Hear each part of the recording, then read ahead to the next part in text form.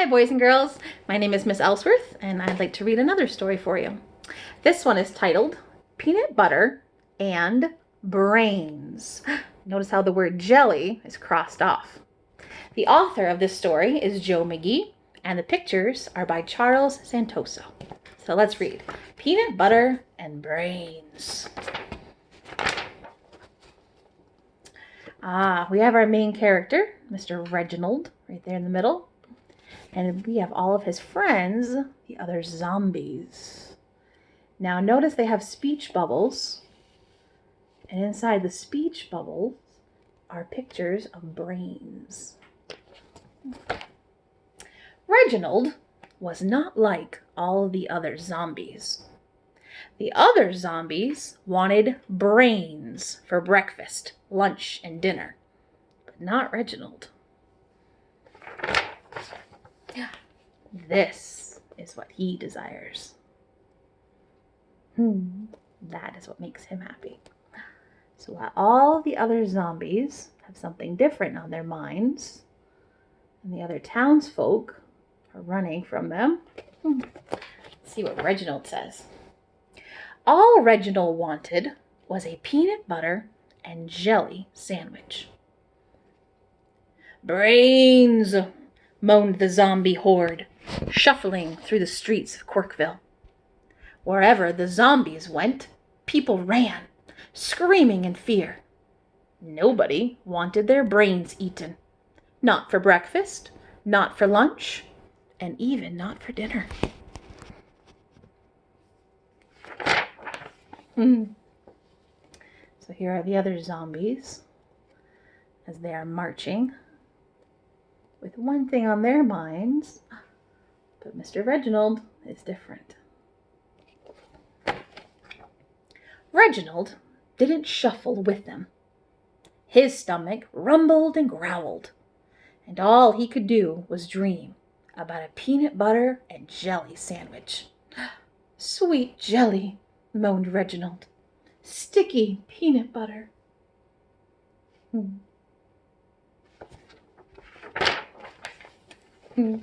And this is how the other zombies answered him.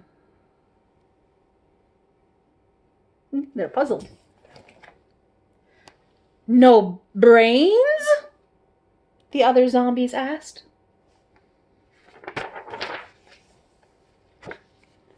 And poor Mr. Reginald all by himself, while all the other zombies are marching away.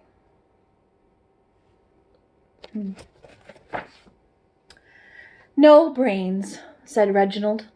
Peanut butter and jelly. The other zombies shook their heads. If you tried peanut butter and jelly, said Reginald, you would never want brains again. But the other zombies just shambled off.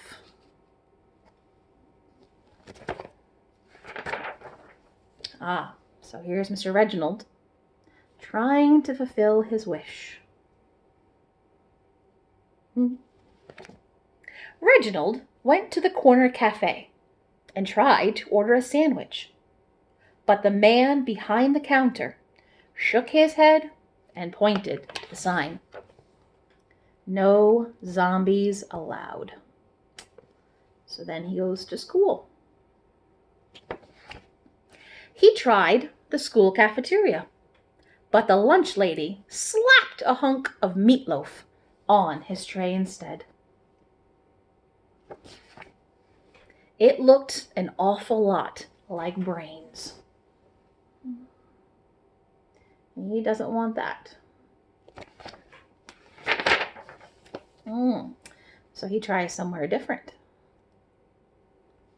But he has a problem. Notice his face and how he feels. Reginald even tried Oscar's grocery. But when Oscar rang up the loaf of bread, the peanut butter, and the strawberry jelly, Reginald couldn't pay. Sorry, said Oscar. Paying customers only. Reginald left the store and his groceries behind.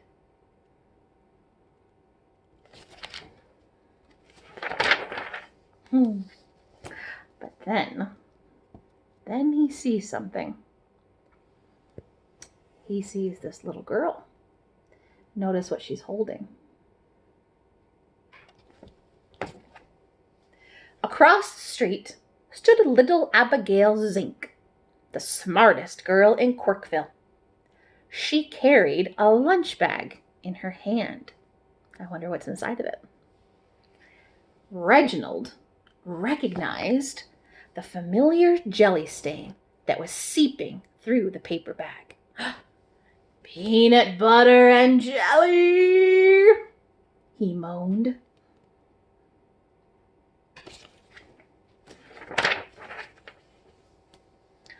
And here come all of those other zombies with one thing on their minds. But they're following Reginald. Now, let's notice how all of the other people are reacting to those zombies coming. And then there's little Abigail Zink. The zombie horde shuffled and shambled around the corner. Brains, they moaned, licking their lips at the sight of little Abigail Zink. The townspeople froze in their track, including the mayor and his prancing poodle. So we have the mayor and the poodle, and everybody's scared because they see the zombies coming.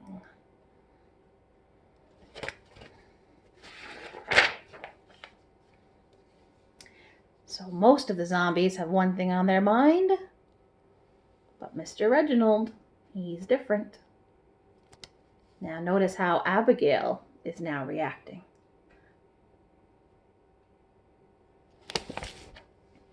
Suddenly, little Abigail Zink dropped the bag holding her peanut butter and jelly sandwich. Reginald lurched forward and seized it.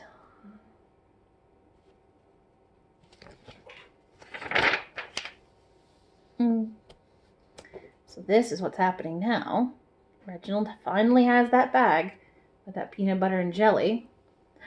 And then this is how the townsfolk are reacting, especially little Abigail Zink. He raised the jelly-stained bag to his lips. He could practically taste the delicious sticky peanut butter and sweet strawberry jelly. Little Abigail Zink let out a shriek. The mayor's poodle yipped and yapped, and all the townspeople screamed, "Ah!" I think they're quite frightened by all these zombies coming. So, we have Reginald, and then he does something with all those other zombies.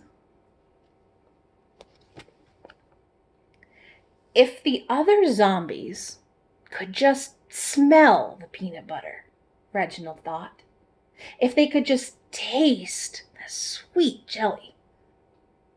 Brains! Cried Reginald, holding up the peanut butter and jelly sandwich.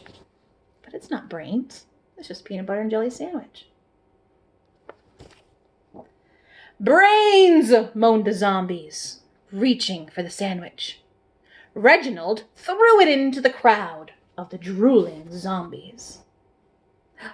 I think Reginald is trying to trick them.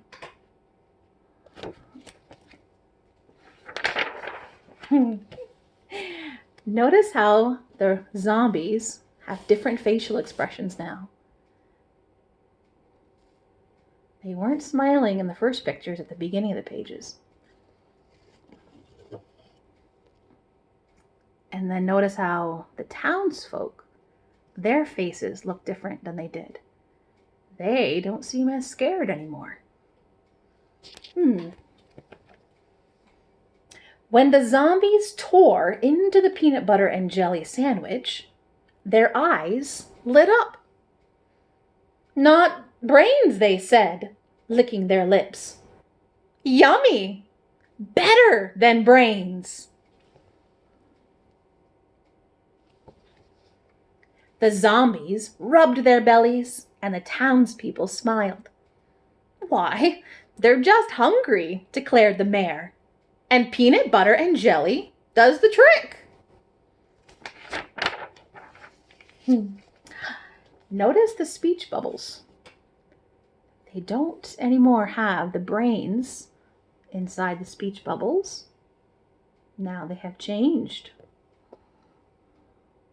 Notice the facial expressions.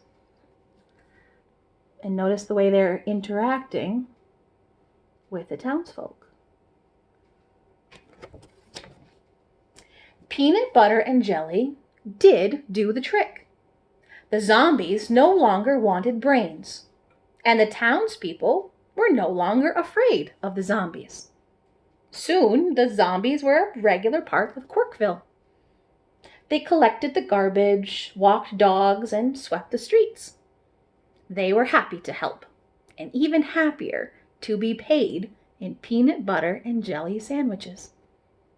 But Reginald still wasn't like all of the other zombies.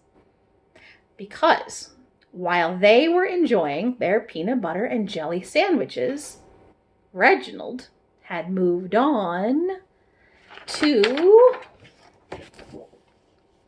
pizza. Thank you, boys and girls. I hope you have a good day.